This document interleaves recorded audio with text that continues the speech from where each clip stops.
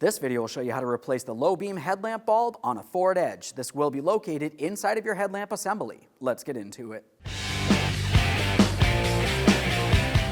Okay friend, let's get started on our job. Let's locate the low beam bulb by making our way safely inside the engine compartment. As you make your way in and behind your headlamp, the upper bulb that you can see is the low beam bulb. Now with that said, I'm going to take hold of the bulb with the wiring harness attached. I'm going to twist this counterclockwise and dislodge it from the headlamp assembly.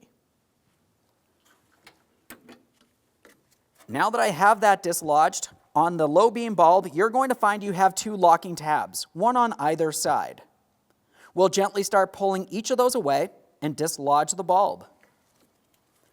For this, you can either do it by hand or you can use a small pocket screwdriver, whatever's easiest for you. Once you have it disconnected, a quick inspection for corrosion. If you see any, it has to be taken care of.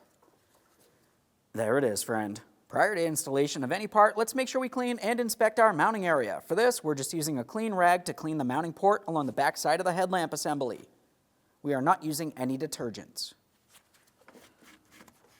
When we install this, let's be careful not to touch the bulb glass with oily fingers.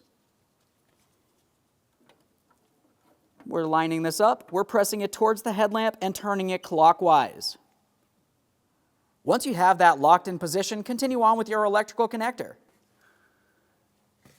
As we bring this into position, we need to make sure each of our two locking tabs slide into place and they make an audible click. Double check to make sure everything's properly secure.